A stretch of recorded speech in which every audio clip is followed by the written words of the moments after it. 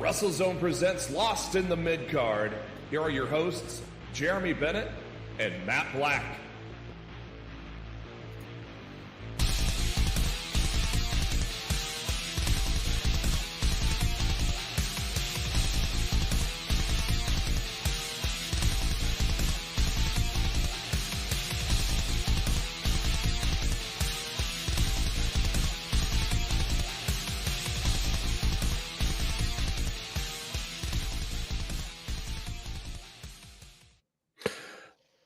Ladies and gentlemen, welcome to the podcast where it's time. It's summertime. Time to get you ready for SummerSlam and All In. This is Lost in the Midcard. Thank you for joining us. We were off last week, so we are back. We will quickly run down what has happened in the past couple weeks, and we got a lot of AEW news today. And then, of course, we'll set the table for Monday Night Raw and what may happen there. It looks like we got a little something brand new in from WrestleVotes not too long ago. So we'll talk about all that in just a moment. But if you have not done so already, make sure to go to search YouTube and search for WrestleVotes, all one word. And WrestleZone, buddy. WrestleZone, geez. You sent me WrestleVotes. I got too many fucking things going on right now. And I just got off work, so I'm trying to get organized here. But search for WrestleZone, all one word. Hit that subscribe button. Hit that bell icon so you know every time we go live, just like right now. And, you can follow us on the Twitter as well. You can follow me on the Twitter at JB Huskers. And as always, my co-host, he is on the Twitter at Raw F Showtime. Mr. Matt Black. Matt, how you doing? I'm doing good. Apologies to anyone who typically watches this on the Twitter platform. But now Elon Muskrat is requiring only premium Twitter accounts can live stream video content. So WrestleZone does not have a premium Twitter account. Thus, we are not currently streaming on Twitter. So, yeah. Well, that's thanks fun. to that Muskrat. Piece of shit. Yeah. Boy, Twitter sure got a lot better with him in control, right? Oh, yeah. It's a real great place to be sometimes. Yeah. That's why we want you to go to YouTube, WrestleZone. Hit that subscribe button, hit that bell icon, join us live. And then that way, if you're on YouTube with us, you can join us in the chat with Uncle Howdy and Ozzy and Mark Cho. So that is the only way you can chat with us is through YouTube. So hopefully you guys can find us there. That is ridiculous. I did not know that. Yeah, I didn't know until I hit the button for us to go live. Oh, it would not boot up with the WrestleZone Twitter account. Ridiculous. I might talk to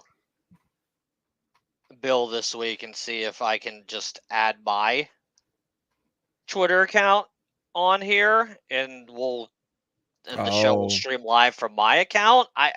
I don't know what to do. We have a week to figure it out, but I'm a little annoyed and irked with the Twitter machine right now because a lot of people watch us on Twitter. Yeah. So they're probably like, "What's going on? Where's the show?" I apologize.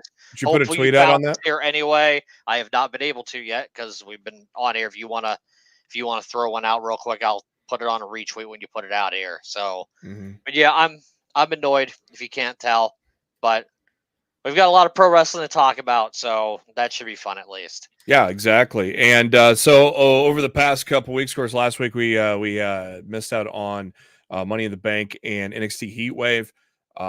Matt, what are your thoughts on your Money in the Bank winners, Drew McIntyre and Tiffany Stratton? Do you think they wasted the Money in the Bank on Drew, or do you think it was a good way to extend the feud where CM Punk did not cost Drew in the match? He costed him where it counted. Well, they absolutely wasted the briefcase on Drew because the exact same effect could have been done by Punk costing Drew in the ladder match. Mm-hmm. He could have attacked him during that match and took him out of the equation. So, yes, they absolutely wasted the briefcase on Drew Tiffany Stratton was the right call for the women's Money in the Bank. And I am going to say something that I have not said in several years. And it might surprise you, or you might agree with me. I don't know, but I'm about to say it right now. NXT Heatwave was better than Money in the Bank. No, I fully agree. I said that to myself when I caught up, because I had to DJ a wedding and I had dinner plans on Saturday and Sunday, so I got gradually caught up. I think I watched Money in the Bank before my dinner on Sunday, and then I watched Heatwave while I was working on Monday, and I fully agree that that NXT was a better show. And I was very surprised by that, honestly, because I went in and there were two shows that I didn't even care about, and I ended up loving both of them. The Women's North American Championship match and the NXT Tag Title match. I was like, I have no desire to see either of these matches. They were both great.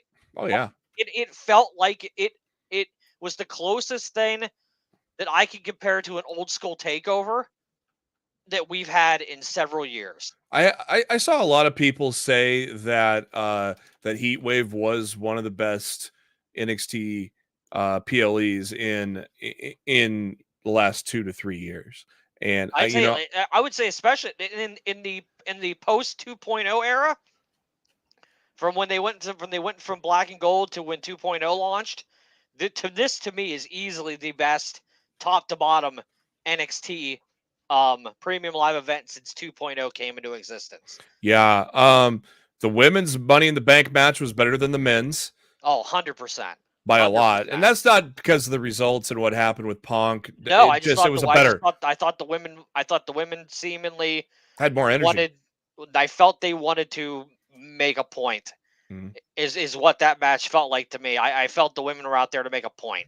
And I thought they did. That Chelsea bump at the end was amazing. But of course, that should not be a surprise to anybody that has watched Chelsea Green. They know she's done death matches and such, so that's not a big surprise. But a hell of a bump there, about the safest way you could take that bump possible too. She landed like perfectly. It was great. Yeah, they outshined the men there. Though I did want Chelsea to win just because, man, it would have been great to see her with a briefcase, but it was the right call for Tiffany. I saw your tweet today. I think it was Friday.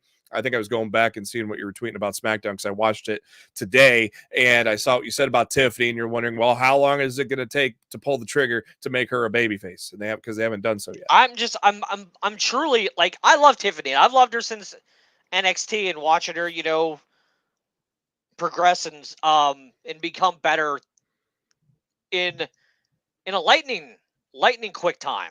Yeah. Like, I think she's one of the quickest people I've ever seen take to this from a I don't know anything that I'm doing rookie level to where she is now. I think is phenomenal. Yeah, she's an NIL girl. Audience has so taken to her. Yeah. And I feel like they've taken her off TV like 2 or 3 times. They got screen just time because they were hoping that they could. I think they were just trying to quell the audience's reaction to her a few times. Yeah. And it's not working. No.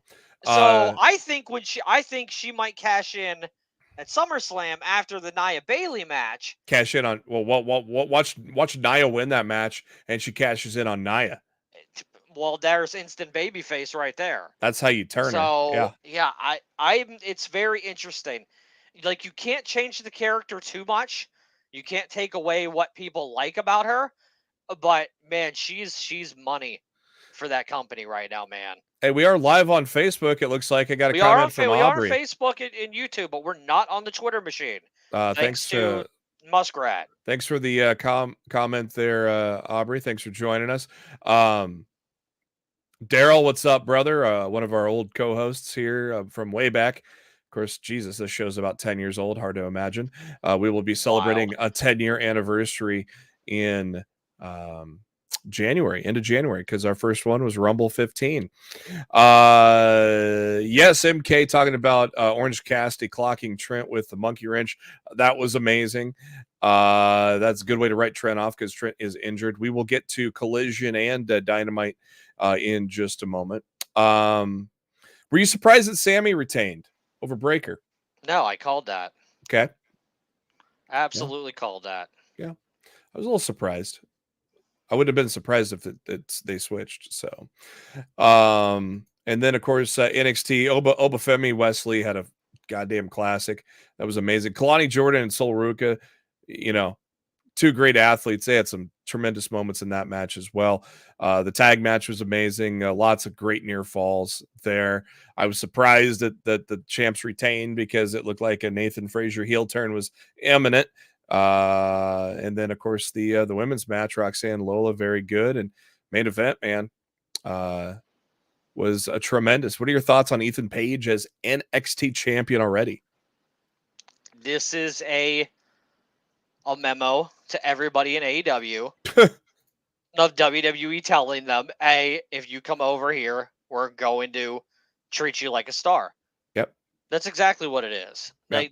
Putting a title on Ethan Page 6 weeks after his arrival in the company, essentially in his hometown, was a message to anybody in AEW that's currently unhappy that if they want to jump over to WWE when their deal's up, that they are going to treat them like gold. Yeah, it's not like the Vince days where guys from TNA would come over, or WCW, and get treated like complete shit. Everybody was surprised like hell when AJ was actually treated like a champion, but he was like one of their top merch sellers. So that's another reason why Vince probably said, oh, let's treat him a little better. But still, he only has one world title reign, where I think he should have had at least a couple or three by now. And I hear he had a damn good match on Pro Wrestling Noah. I did not get to see it, but I heard from a lot of people that it was a tremendous match and a great showing, and a great ovation for AJ as well. So that was pretty cool. Matt and I obviously have praised Ethan Page for many years, going back to Impact. So it is no surprise that we are very happy that he is champion now. And yeah, I don't know, man. I don't know if you agree with me on this or not, but to me, it feels like AEW is in a creative funk in terms of an interesting product. I don't know. It just does not feel I couldn't disagree with you more. It just does not. I'm not feeling it right now compared to WWE. I think AEW is absolutely on fire right now with their product heading into All In. They have hit their stride. And I think the last few weeks of television have been epic. And maybe it's only going to get better heading into All In. Maybe it's just Collision, because to me, Collision. Well, Collision wasn't. Collision's never. Yeah, it's like Collision's never that good, dude. I'm talking Dynamite. Yeah, Dynamite was pretty Collision good. And Rampage are companion products to Dynamite. I'm talking weekly Wednesday show. I think creatively AEW is on fire right now. Yeah, the end of that show was tremendous. That was for sure. And we will get to that in a little bit. But first, let's get to our main topic of the evening. We have lots of title movements amongst companies. And for the reason being that this lady right here, Stephanie Vaquer, has apparently very close, if not yet official, is getting very close to signing, not with AEW, who she appeared for at Forbidden Door, but with WWE. I said it myself on the show. I thought she outshined Mercedes Moné in that match and looked tremendous. And now all of a sudden, she drops the belt. She held the CMLL World and Tag Team titles. She's dropped both belts. And it has been noted by Fightful Select that CMLL is no stranger to allowing talents out of their deals when they get big offers in the U.S. And so that's basically what it sounds like is going to happen here. Are you surprised that this is WWE and not AEW, who she just worked for? Well, I'm going to correct you right off the bat. She signed with NXT last week. Okay. Same day she departed the company and vacated all the championships. She signed with NXT that day. Shawn Michaels even put out a tweet telling her he'd see her in Orlando. And she worked both WWE live events in Mexico this weekend. So she's already with WWE. There is no question or anything about that. The only issue I have with this is how she went about it. Because here's my worry. MK brought this up earlier. You can't treat everybody like they treat Ethan Page, or else the current stars are going to be upset. So every person they bring in, not everybody's going to be a home run. Stephanie vacating the championships without dropping them and immediately signing with WWE and heading right over there without doing proper business on her way out, she burned the bridge. Yeah. Which is unfortunate. She burned a bridge with CMLL, and she probably burned a bridge with New Japan. And I'm sure AEW is not overly thrilled either. But she burned the bridge with the company she had a contract with. So if she goes over to WWE, and heaven forbid it doesn't work out, and they end up not using her correctly, or she, or her run doesn't go the way that she wants to, and if they release her or she decides to leave, what's next for her at that point? Yeah, Because but it sounds like this is something CMLL does a lot, according to Sean Rossat. Yes, they do, but they also do it for people who are leaving the right way, and they do business on the way out. Okay. Most of the people that they let out of these deals will do, if they have championships, they'll drop the title, they'll do the honors for somebody, they'll wrap up their committed dates. She pulled out of all of her committed dates for CMLL and New Japan. She vacated all her titles. I believe she had 3 different titles for CMLL. I think she had 4 titles going into Forbidden Door. And now she's with WWE. And look, I'm sure she got a bag, and I'm really happy for her. But I find it very hard to believe that in the Triple H era of WWE that they would have said, drop everything you're doing and come in right now. Julia, hello. Yeah, they're letting Julia still work dates over there, and she got hurt in the process. And she signed WrestleMania weekend. Yeah. So she's still over there doing stuff. She just lost in the main event to Saraya Marigold over the weekend. She went out and did business the right way. Yeah. Which is commendable. But Stephanie, I'm worried about what will happen for her if this WWE run doesn't work out. It makes sense. WWE was her dream. She's wanted to work for WWE for forever. She had a tryout with them 6 years ago. It all makes sense that she wanted to sign with WWE. But I can't fathom that Triple H and Shawn Michaels would be like, hey, here's the deal, but it's only for right now. We will pull this if you won't sign it and leave CMLL right now. Yeah. And I think they should have just let her sign the deal. Stephanie should have worked her final dates that she was committed for, drop her championships, make other talents look good on the way out, and then debut for NXT. And I think it was a mistake on her part. I mean, time will tell. Yeah, I mean, I'm disappointed with the way she handled things. As Saffet said just now in the chat, it's good. It's more to this, and I don't know what the more is. Nobody knows what the more to this is. I don't know if it's the fact that WWE is in Mexico. She wanted to jump right away. I don't know. But I don't know if. Well, the CMLL New Japan show was on Saturday in San Jose. Yeah. So the optics of probably being at both would have been incredibly difficult. Yeah. But she still could have been at the Sunday WWE event in Mexico. Yeah. And she could have done what she needed to do Saturday night and then went to Mexico and worked the WWE live event on Sunday. I mean, this still could have been done. Yeah. So I don't know. I just feel like this didn't go. I don't think she went about business the right way. Like I said, I hope her WWE run works out really well for her, because if it doesn't, I think she's going to be in a lot of trouble. If she gets released, or her deal lapses and they decide not to renew her, like I don't know who's going to be so welcoming to bring her back immediately. Yeah. Well, Impact probably. It's disappointing. Well, yeah. Well. You got no cred Ed behind the wheel. Impact will always be an option. And of course, as a direct result of all of this, an AEW talent in Willow Nightingale won the CMLL Women's World Championship 2 days ago at Fantastica Mania, defeating Viva, Van, and Luvia in a triple threat match. So it's pretty cool to see Willow Nightingale, a former New Japan Strong Women's Champion, be the holder now of the CMLL World Champion. Pretty cool to see. Obviously, yeah, just in the last couple of years, she's held a title for AEW, New Japan, and CMLL. mm-hmm. So everything's coming up Willow right now in terms of the world of women's wrestling right now. So good for Willow for making the most out of a crazy situation.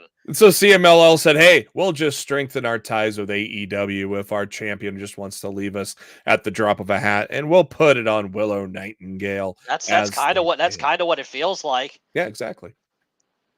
They know Willow's not going anywhere. You know what I mean? If the CMLL contracts are so, paper, so paper thin that they can just be, torn up and let go of, and these people can go sign to WWE on a moment's notice. It's probably smart to put it on a contracted talent of your partner who's certainly not going anywhere anytime soon. No. Moving on to Wednesday, where we had quite the end to Dynamite. When the end of the night saw the finals of the Women's Owen Classic.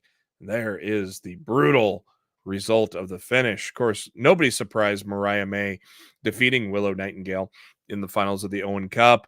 And they had a great celebration, and they head up to the ramp, and all of a sudden, Mariah takes the belt off from around the trophy, turns around, and clocks Toni Storm, and then goes on a vicious beatdown with the shoe onto Toni Storm. What were your thoughts on the end of Dynamite, Matt? We've been talking about the Mariah turn for months. Like, they've been planting all the tiny seeds ever since she debuted. We all knew the end game was that she was going to turn on Toni. I did not think it was going to happen on Wednesday night. Oh. With a month and a half left before All In, I thought they were going to build up to this turn a bit more. So that turn at the end took me off guard, and the bloody visual of Toni getting hammered in the head with that shoe over and over again and the blood running down her face. Damn, dude, that was a crazy finish for Dynamite last week, and I know they've advertised we will hear from Mariah May on Dynamite on Wednesday night, so that's going to be a very interesting segment, if I do say so myself. Ozzy says, "Rest in peace, the shoe." No, it's more like "Rest in peace, the old Toni Storm" theme, because the real Mariah May has stood up. Wow, that was a tremendous finish. That obviously is gonna. Toni should have watched for the shoe. She didn't watch for it, man. Right. We've got over a month to build this too. All In day before my birthday. How about that? I get a little birthday present from AEW. But yeah, that was a tremendous finish on the men's side. Bryan Danielson, no screw job from Nigel McGuinness. Bryan Danielson wins the men's side of the Owen Cup in a tremendous match with Hangman. Yes, Evan. Her personal reasons were signing with WWE.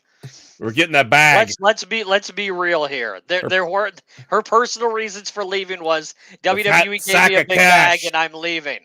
So, like, let's not read any more with that. All the reports that have come out since the signing, CMLL, New Japan, AEW, nobody's happy with the situation. The fat sack of cash. Yeah. Look, I'm sure she got paid very well. Swerve joins Team AEW for Blood and Guts. That led Hangman to join the Elite, even though he didn't want to immediately. So that's shaping up pretty good. Who do we got on the AEW side now? We got Mark Briscoe, got Swerve. Do we have any other AEW guys answered? For now. Okay. But I would think FTR is going to be put in there now that they're back. Yeah, they're back. They returned. They returned on Collision, saving the Dynamite Kid Tommy Billington from the attack after he refused Don Callis's invitation to join the family. And so that's good to see those guys back. Hopefully they are healthy. Of course, they got a little physical, but not too bad. So probably easing them back into the action after Dax. What was Dax's injury again? he had some kind of giant bump on his back. I can't remember, like on his lower back. I Like can't a remember cyst? exactly. I can't remember exactly what it was called. It might have been a cyst. I'm not 100% sure. I'm sure someone in the chat will let us know. But FTR makes the most sense to be added in, and yeah, some like there's a ton of good options. You know, Yeah, Darby makes Darby. sense. Darby's John Moxley makes sense. You know, for the disrespect of what how Hangman's been treating Renee in recent weeks. And Moxley is, you know, Team AEW through and through. So Moxley in a match like this would make perfect sense. I think I wouldn't. This is hard to do since he's going to have a title defense a few days later at Death Before Dishonor. But I wouldn't even roll out the Elite taking out Mark Briscoe ahead of Blood and Guts and him having to be replaced. when is Blood and Guts, by the way? Blood and Guts is the 24th, so it's 1 week from this Wednesday. So we've got the 250th episode of Dynamite this Wednesday, followed by Blood and Guts the week after that. So these next 2 weeks are like I said, the last couple weeks have been amazing for Dynamite. I'm expecting these next two to be even bigger. So Joe got taken out in the by the learning tree to continue that feud. he's going to film Twisted Metal. Yep. International title number one contenders match 4-way was tremendous with Claudio, Pac, Fletcher, and Ishii. So we're gonna have Pac be your number one contender there. We got to put a belt on Pac sometime in his AEW career that's singles, in my opinion. I don't know if this is the right time to do it, Matt, but Well, I mean, it's in England. it's not at All In. Oh, it's not? I thought it was. No, it's not at All In. He's going to get that shot before All In. Okay. Because here's the problem. Ospreay is currently the international champion. And he's facing MJF at Dynamite 250 on Wednesday. But it's opening the event. So I believe they're going time limit draw. Similar to how Cole and MJF went time limit draw heading into last year's All In. So I believe Ospreay will retain due to, you know, time limit. And I think MJF will cost Ospreay the title against Pac between now and All In to set up MJF and Ospreay at All In with no title involved. No title. And then Pac can defend the international championship against, let's say, Ricochet. It's just as MK just said, Pac versus Prince Puma at All In. He's coming in as Ricochet. Does he owns the name, right? Yes, he owns the name. Yeah, I'm very confident he's coming in as Ricochet.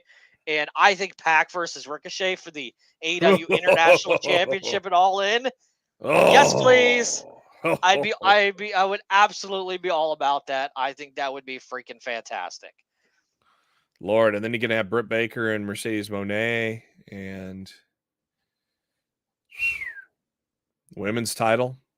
2 title matches there are gonna be good. Yeah, it's gonna be. You want to talk about the machine gun rumors?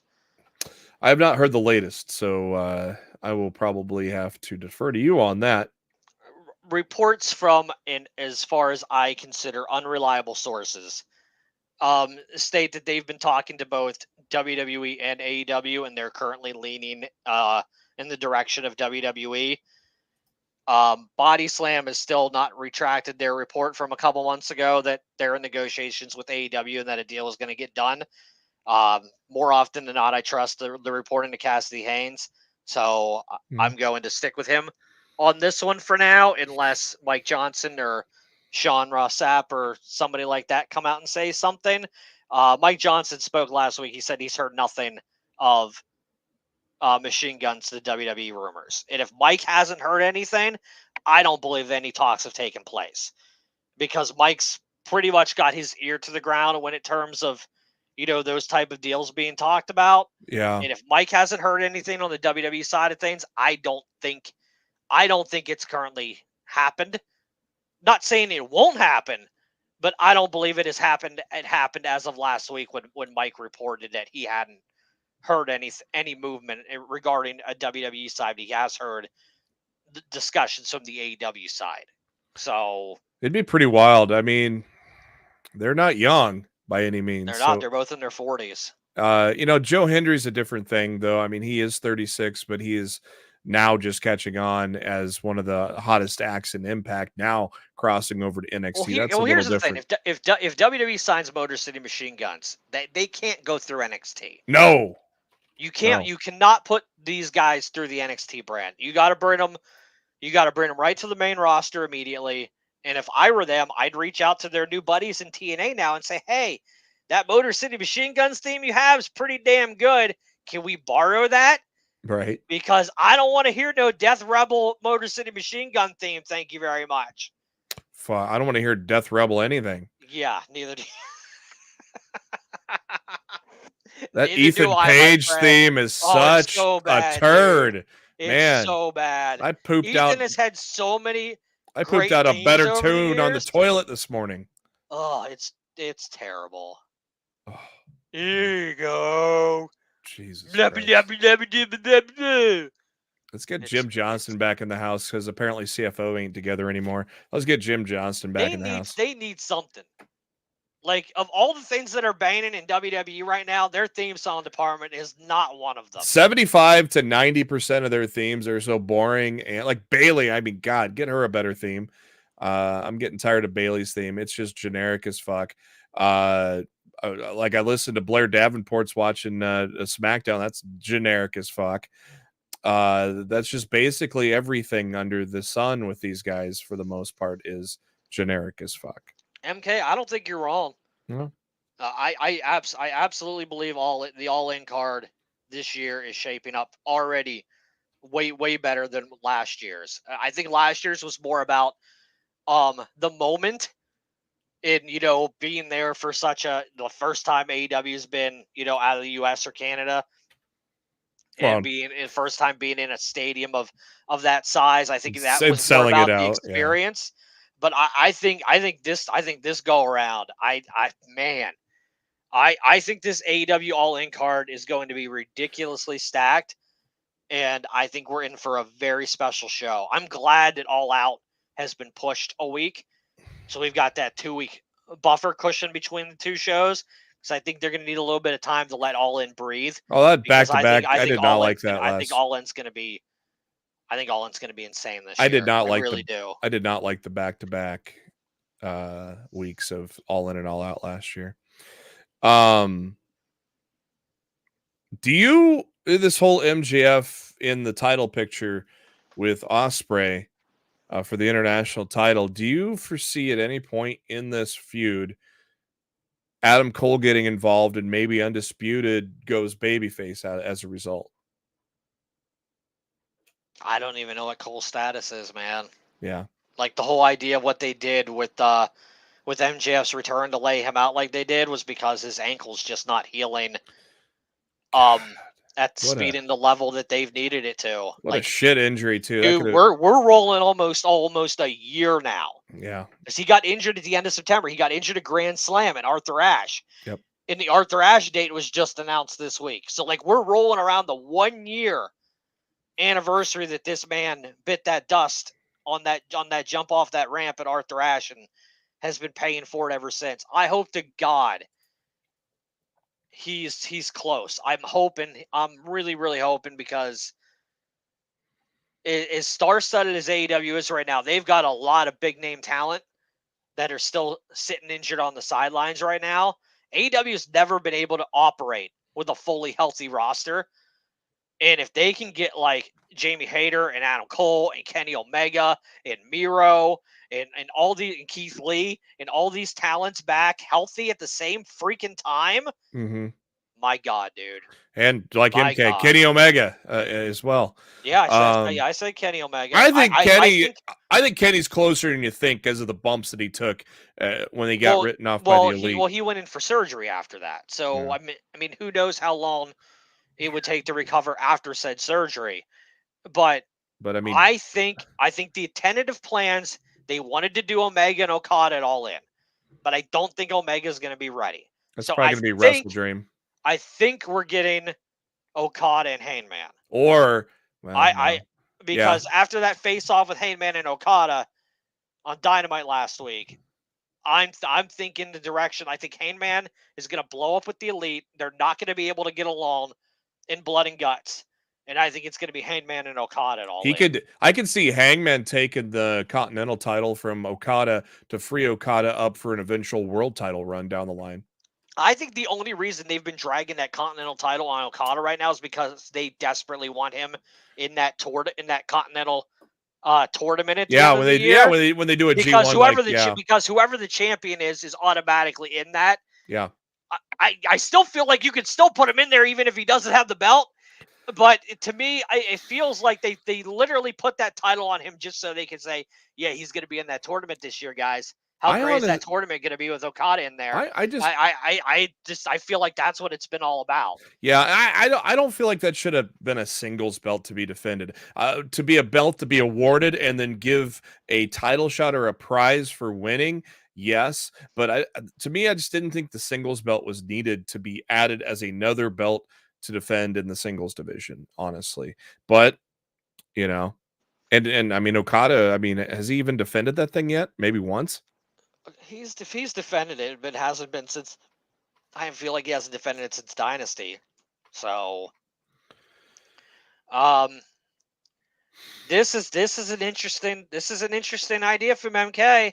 Yeah.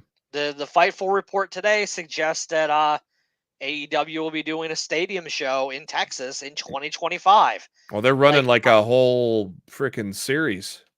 Yeah, but I mean, those are in tiny venues. Yeah, like 1,000 seat venues. But Sean put the picture of AT&T Stadium in his report. I don't know if they're planning AT&T Stadium, but if they are, they better have all hands on deck. If they're planning to load up AT&T Stadium. I will go as far as to say this, and I don't know if I'm right or not.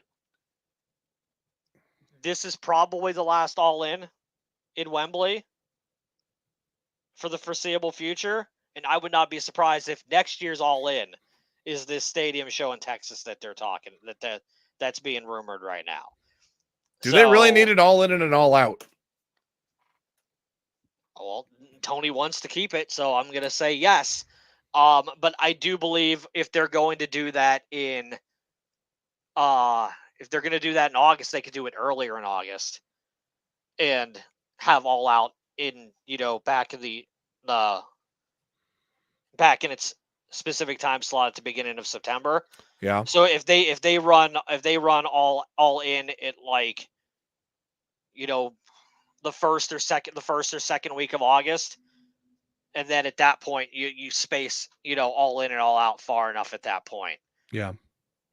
And look, by this time next year, if all these events are on Max, no one's going to care anyway. True. But it's just, man, that 1 week turnaround was not a good idea in my opinion. It really just took it took steam out of it. Out for them financially. Yeah, and a lot of people argued that All Out was the better show. Yeah, I know, which is weird because you figure it would take steam because there was no build, but yeah. Sometimes AEW gets away with no build. It's weird. All companies do that. On SmackDown, Randy Orton saying he will always have Cody's back. I smell a rat, don't you? Eventually, he's the Viper, man. Of course we're gonna get Cody and Orton at some point. He's got the perfect out now. Because of the beatdown that he took on Friday. He's like, I did all this for you, and what do I get in return? And you people, because you got to throw you people into a heel turn. I'm hoping not. I'm hoping that's a Vince McMahonism that can go away and stay dead. Oh hell, that's in all companies, man. That's an all pro wrestling company. But it was a heavy Vince McMahon crutch.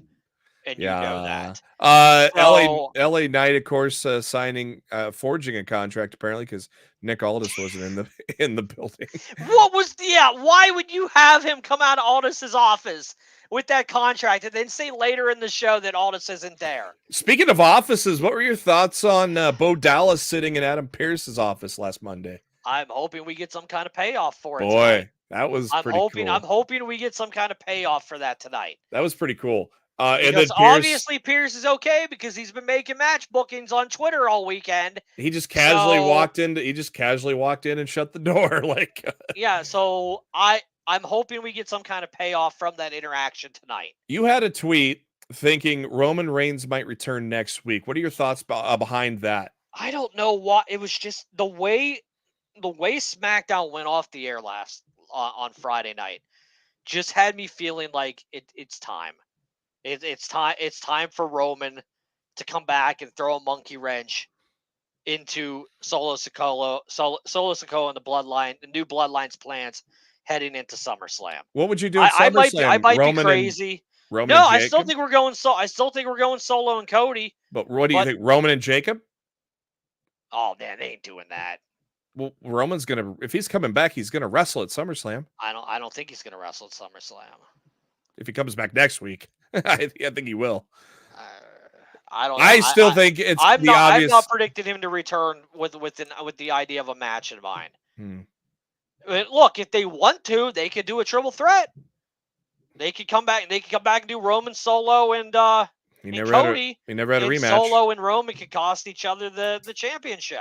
Never had a rematch, but the Yeah. rematch clauses aren't automatic anymore. But yeah, but it's not. You could always throw it in there. It's not like it's not like they don't utilize that anyway. Yeah, you could throw it in there. That's perfectly fine. Let's look ahead. Heyman could say Roman had some kind of special contract, which guaranteed him a rematch clause, or whatever. Exactly. So let's look ahead to Dynamite and Monday Night Raw. Dynamite. Real quick though, to answer Ozzy, I do not think SmackDown will be 3 hours when it goes to USA Network. We haven't heard anything about that. I don't expect that to be a thing. I really don't. Are they staying with Friday? As far as they've said right now, all the WWE programming will stay Monday, Tuesday, Friday, heading into 2025. So I'm gonna say, don't hold your breath, because eventually, don't hold your breath on what? That it will switch to 3 hours eventually, because I think it will. Because if it does, they'll have to work out a new deal, because it's an additional hour of programming that USA Network would have to pay for. That's an instant gold mine on a Friday night where USA is probably running silk stockings. So that's an old reference for the kids USA watching. Network hasn't run silk stockings in a long, long time, sir. Hey, I saw a promo for it at the Raw Rewind thing there. That was one of the best signs ever for that retro Raw. No, but I don't know. I would not right away, but I would not be surprised. I wouldn't be surprised. Dynamite 250. Hard to believe we're at 250 already for Dynamite, but here we are. TV time with the Learning Tree. I know Matt can't wait for that. Mariah May speaks after her brutal attack on Toni Storm. TBS Championship Open Challenge, Mercedes Moné. That was answered on Saturday by Nyla Rose. MJF and Will Ospreay for the international title, kicking off Dynamite. And champion versus champion, Swerve and Kazuchika Okada. Very stacked 250. Monday Night Raw occurring in about 5 minutes. Rhea Ripley's going to kick off Raw. Boy, Dom looked like a scolded dog at the end of that last week. So it'll be interesting to see where that leads and what happens. As I still think in the end, Rhea and Damian are going to split. Liv is going to be in Judgment Day. Finn is behind everything. Getting Damian out of there, maybe even getting Rhea out of there. Drew McIntyre returns after his Money in the Bank meltdown where he gave Adam Pearce an elbow to the back of the head. So he's having a sit down with Adam Pearce to see if Phil can get his wish to get Drew reinstated in time for SummerSlam. Gunther and Damian Priest go face-to-face. Sami Zayn defends his Intercontinental title against Ilya Dragunov. That'll be a damn good match.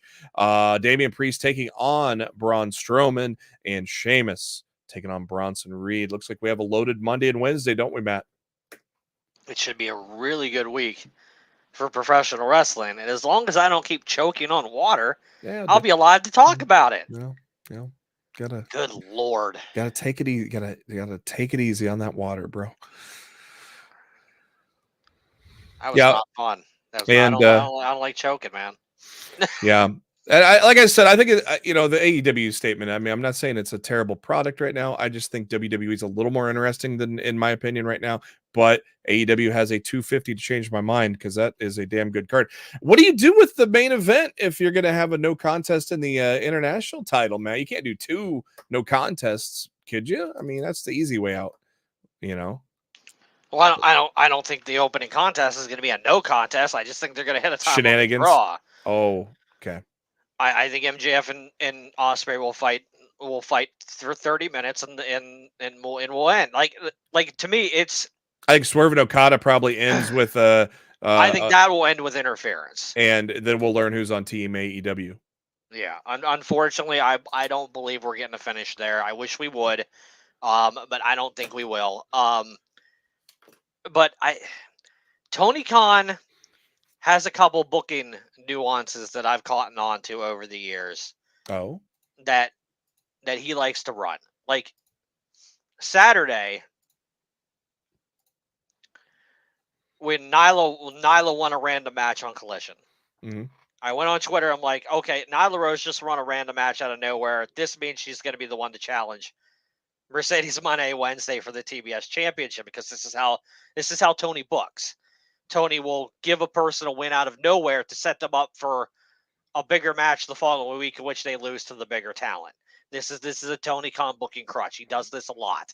So when Nyla came out and did it, I was like, yeah, there's Mercedes' opponent. And then they confirmed it 30 minutes later.